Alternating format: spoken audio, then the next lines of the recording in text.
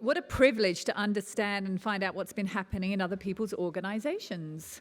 It's like a little peek behind the scenes. And we are going to have Kristian Nielsen and Lindley Hukins, thank you, sharing with us today about driving workforce mastery at Lion. Kristian has been an L&D professional and has been in manufacturing for 12 years now. Lindley very much has an entrepreneurial viewpoint and really likes driving innovation, technology, strategic partnerships, and all good things like that. So looking forward to hearing these stories. I'll hand over to you. Thank you so much. Hi everyone, hope you're feeling pumped after lunch and you've had some coffee, because what Kristian's got to share is super exciting. So we'll kick off and hopefully then have some time for questions from the audience at the end. So Kristian, thank you so much for coming today and joining us here. Just tell us a little bit about Lion and this workforce mastery and what that actually means. So with Lion, I work in the supply chain manufacturing part of our business, and we, in the last couple of years, have embarked on what we call total productive manufacturing, which is a Japanese lean manufacturing process or a philosophy. And a part of that, there is a whole element around your workforce and its capability. So one of those concepts was a master in your field or in your piece of equipment. So it's one of the driving forces behind why we're heading down that path, because we know it's a proven sort of formula to improve our business. We've been on a manufacturing journey now for probably 13 or 14 years using a particular process. We've come to a bit of a stalemate. We weren't improving. We're actually going a little bit backwards. So this TPM now is just moving us up to that next level. Great. And I'd really love this next slide if it changes. There you go. World class with every glass. So we can all relate to that. So how does this vision shape your approach to sort of learning and development? Yeah, so the concept of world class in every glass is that whatever we do, regardless whether you're on the shop floor packaging bottles or you're making decisions about master planning for our distribution, we've got to be world class in everything we do at every point. To make sure that then transposes into the product we give to our customers. So that sort of vision then leads or moves down through, you can see there, a different sort of 4 core buckets of strategy where we're trying to head. Yeah, and we'll go into it a little bit more here. So the training pillars. This sort of shows education and training as a key pillar here, which is great to see. How do you see supporting training as part of that excellence journey? So yeah, the education and training element, what we did, we had a really good review of what our training systems were in place. We took stock of where our team members were and how they've been progressing and what sort of training activities and opportunities we gave our people to drive to world class. Yeah. And through that process, we identified a number of gaps in that space. And we also had a philosophy which was not in line, I suppose, with TPM philosophy. We had our operators who would work over many bits of equipment and kit, so we were looking for multitasking. However, what we were losing in that is that not having mastery in equipment is we couldn't get on top. Like we didn't have someone that really knows that bit of kit to make it run really well all the time and to drive efficiencies. So our whole philosophy has changed around how we're building mastery in our team members. And you're sort of shifting from the flexible operator model to the mastery. Here we can see sort of that journey, the from and the to. What really drove that change and how did it transform the way that you sort of tackled training? So part of our total productive manufacturing process, we had a operator vision, which was a part of the E&T pillar requirements. And our operator vision was that we're having masters on our piece of equipment, but still maintaining some flexibility in our operations. So how do we find that nice sweet balance? And we were finding too that we needed to be a bit more of a pull culture with our learning. We were quite push because there's a lot of compliance in there as well. So it was very much having to push through. And then the inflow of work piece there as well was very important. Trying to get team members, particularly on the shop floor off the line, to do training was a real challenge. It's becoming even more of a challenge. So how do we get better at making that training and assessment of people in the flow of work? Beautiful. This is the flow into the plug for CloudAssess now. So how did you sort of pick your digital tool to sort of address those challenges about assessing and training in the flow of work? So there's probably a couple of things we looked at. We did look at a few different tools in our research, and we were sort of looking at a tool that was going to be easy to use and get good adoption with our workforce, because we have quite a range of team members in our workforce of different levels of capability in that IT space.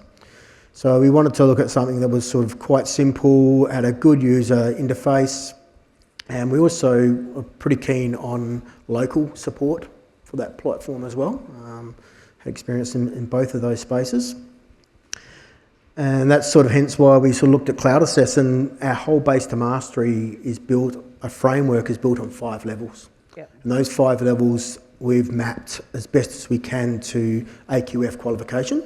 So that's a bit of the compelling why for our people as well. It's not only we're building mastery and going to improve operations and take frustrations out of your work, but potentially you could get a recognised qualification. Yep. And CloudAssess obviously was built originally, I believe, for an RTO purpose, so it really does fit nicely into that piece as well. Yes. It comes very much from the deskless workers requirements, so manufacturing, mining, aged care, healthcare. I think part of you'll see on the left-hand side of this slide is the train, assess, track and manage, which is really the journey that a lot of L&D professionals need to go through. In terms of your journey so far at Lion, what's sort of been the biggest impact for you out of those 4? So out of those 4, definitely be the assess Yep. element. So we've had predominantly in the past Excel spreadsheets, Word documents and so forth. We have what we call a learner plan, which you build your journey through the explain, demonstrate, practice, ready for assessment piece, which was the Excel, and then we had a sort of a Word document which would then finally do our assessment on. So that's sort of where we wanted to sort of get some value, because our assessments were probably to some degree not that robust at times as well. Yep. And we were very limited with a checkbox on a spreadsheet to provide evidence that was the competence achieved. Yeah. And how did you manage all of that paper? Good question. There's been no end of frustration for some team leaders. I was talking to a team leader the other day who's been with us for 25, 30 years, and he's gone through 2 or 3 times now where we've done all this paperwork, it's been filed before it was uploaded stage and got lost. Yep. Did the rehash again, it's also got lost again. So Yeah. some team members have gone through that twice now, where Yeah, wow. we've had to redo, in some cases, assessments or redo the paperwork. So that was hence another driver of going to digital over the paper copies. And some of the challenges, so that's great when you solve, I guess, a management issue and an efficiency issue. But some of the challenges that I find talking to people in manufacturing or mining or blue collar sort of work sites is the learner experience. You know, digital adoption can be a challenge. You know, if you have a tool that's really difficult to navigate, they're going to want to go back to the safety of paper, even if it is completely inefficient. How did you sort of work with the team and get adoption going? So we did start small. So when we first went into this, we wanted to test and learn a little bit as well for that very reason. So we started at our site at Tui's in Lidcombe, because that's where I'm based, so it just made sense to do that. And we had just one team within the brewery that we focused in on, and that team we selected had a range, I suppose, of demographics of people in that as well. So we really honed in first and tried to learn as much as we could about the system and how people reacted to it. And it was actually quite easy. Like, I did one face-to-face session with a team. We went in there, we got CloudAssess up on the screen. We went through the process and come back and do some one-on-ones. have a go and see how you get on. And the next day I was seeing people already log in and have a go at some assessments, and I think it was something obviously a bit different, but it wasn't something that scary. That's the beauty of, I find, with CloudAssess. It is very intuitive and very, very easy to get on and use. So. Yeah. And how are they doing the training? Are they using a different device, like they're doing it on their mobile or an iPad, or they're just still using their desktop at the moment? Mainly the desktop at the moment. So if I had my time again, I probably would have went a bit harder with having some mobile devices ready to go. Yes. So had to also convince our business managers to buy those mobiles, so I didn't have the budget for that. So that was the other challenge as well. But I think the mobile device, the benefit from being out on the manufacturing floor is you can take video shots of activity. Yep. So if you want to set something or send something in for assessment, you can take a video of that person doing that particular task, send it in. The assessor may not necessarily have to be there, which is probably important for us because our assessors are people who also work on the shop floor. Yes. So we don't have, unfortunately, dedicated assessors for our manufacturing. I'd love to get that. That's another one of the things on my list at the moment. But due to that fact, it gives us a little bit more flexibility. Yes. And in terms of the assessors, so how are they then notified that has occurred if they're not there? So with the CloudAssess system, it goes to their email. We've set it up to send an email through. But we're big on what we call standard work within the manufacturing business. So that's a set of activities you do either every day or every week. And a part of that standard work piece now is to go in and check your to-do list with CloudAssess. So you'll either have it sitting there, or you'll get notified, or the team member will actually start knocking on your door at the moment and saying, look, I've got all these assessments submitted. Yeah. Can you perhaps make sure you do your give it to work? me? Yeah, good.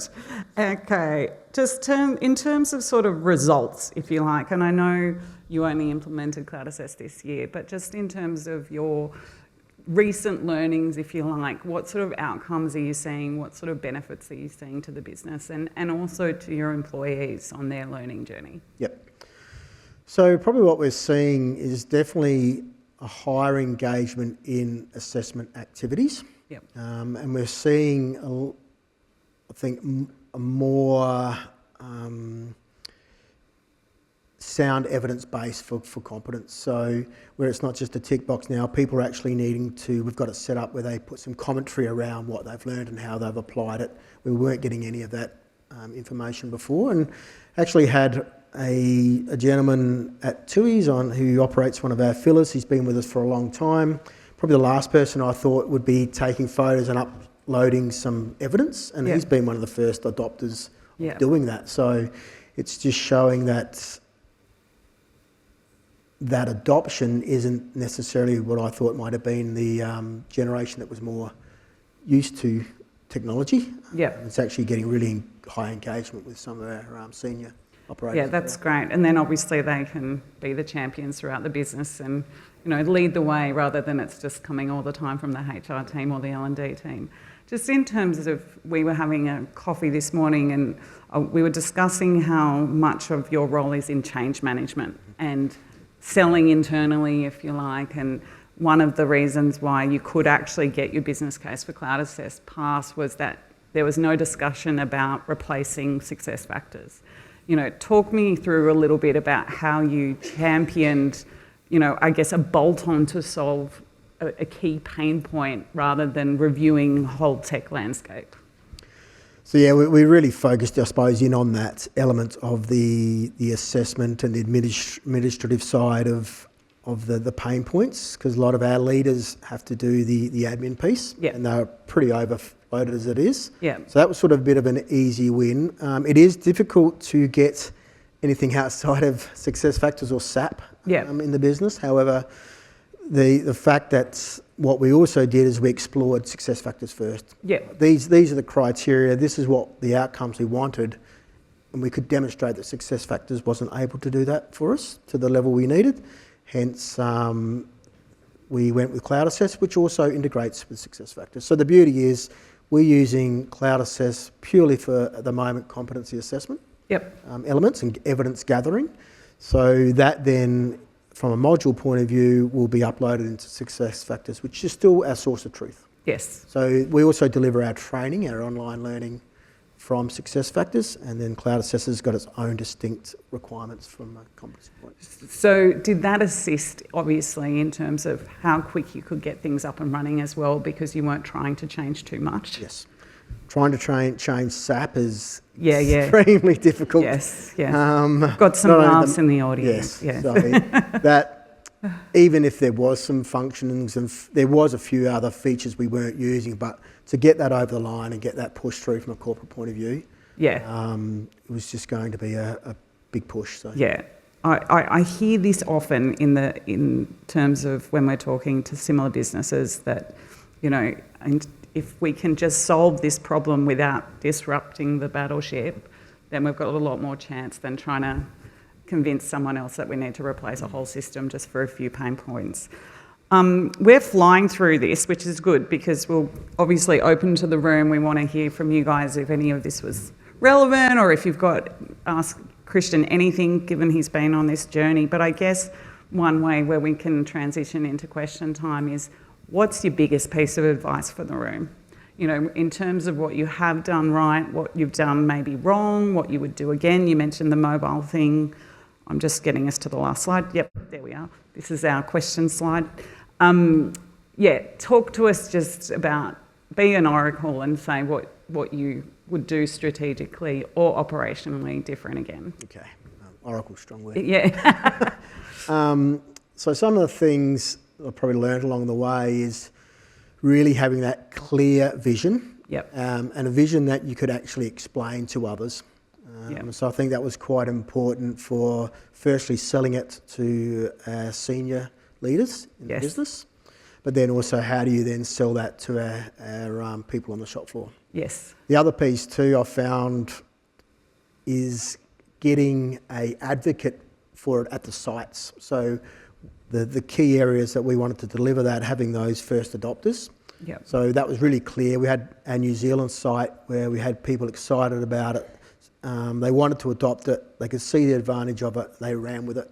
Yeah. So that made my job a lot easier from that point of view.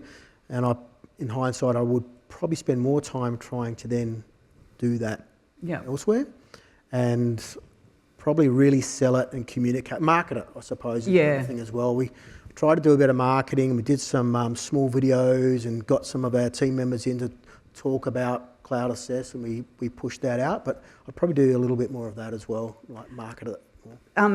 And on that point, how did you manage the training of a new system? There's always a lot of resistance, and we can all sit in boardrooms and talk about how wonderful it is and how it's going to change all our lives, but it's really training the people who are the learners on the tool. How did you manage that? And maybe talk some numbers in terms of, like you just mentioned, the New Zealand's were really great early adopters. How many of them were there? How big was the TUI site that you piloted on?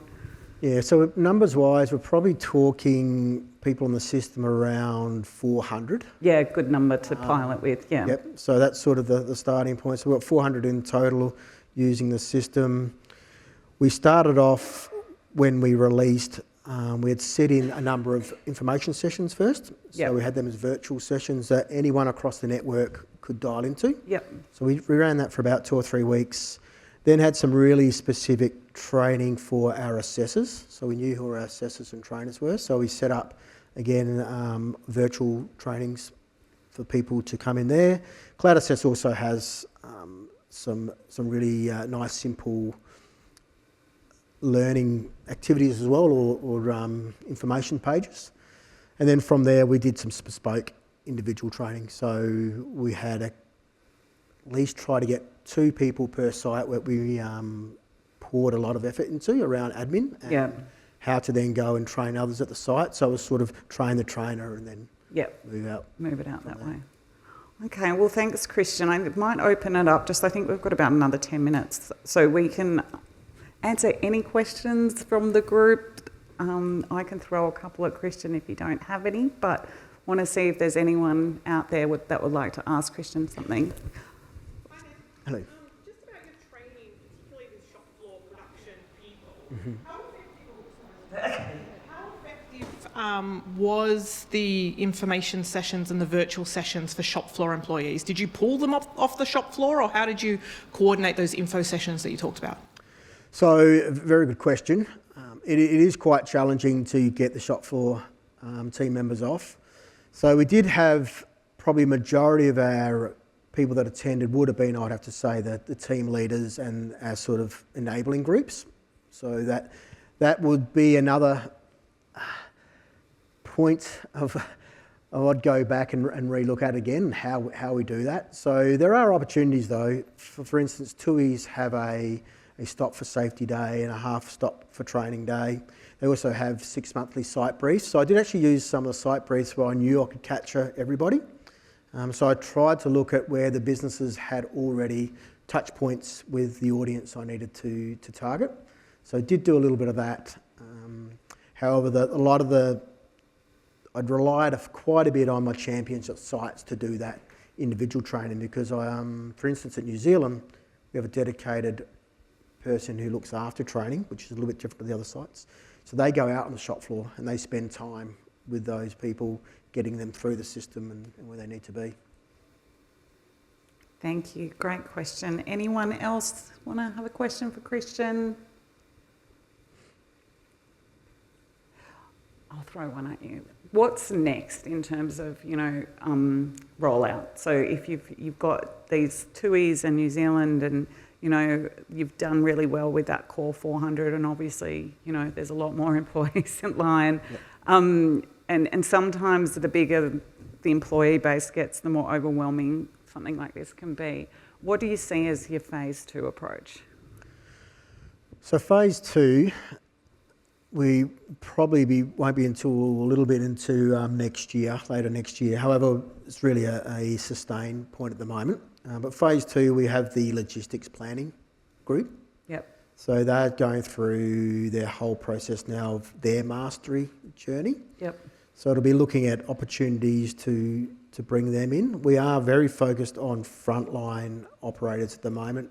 However, we are going to see if we can use CloudAssess with our team leaders, our best practice specialists, so those more enabling roles. And we've already set up some proficiency table style activities where we can do those assessments. And then hopefully those gaps that are determined will get driven into some training activities that will be linked to a program in CloudAssess. Yep. So that's quite customisable. So each individual can have their own customised journey. And we've just embarked on the RPL process as well. So that's sort of something extra we've just done, and we've already done a number of RPLs recently as well using the system.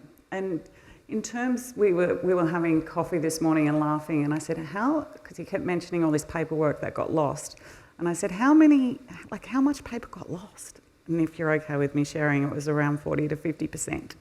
So we were having a chat about the risk of that. If something happens on site or someone's injured or there's an incident and we go to get our training record and someone's lost it or the dog ate the homework. So, I think that in terms of management, the tracking of it, we might just finish with how you're finding, knowing where everyone's up to on their training and tracking when the training's completed. How are you sort of using CloudAssess for that? So with that, our leaders in particular are using the tracking modules as much as anyone. And where in the past, if I take the base to mastery journey, a area leader would have a number of people under them, and they would need to go into each individual's SharePoint folder, open up an Excel document and try and work out where they were for each individual. This way they can go into a cohort, so a group, which could have all their, say, CanLine or team members in there, and clicking a button they can open up that person's journey and quite easily see where they're progressing and where they're at. So it's just having that in that one spot so they don't have to go searching. Yep. So that's probably one of the key things in that space. And also those Excel documents are quite labour intensive as well as far as trying to manage those. Without a doubt. We're getting the signal, so we've got 60 seconds to get off the stage. Okay, thank you everyone so much for attending. Kristian and I will be in the speaker's corner if you want to chat about anything else, and I hope you have a fabulous afternoon. Thank you. Thanks, Kristian. No worries.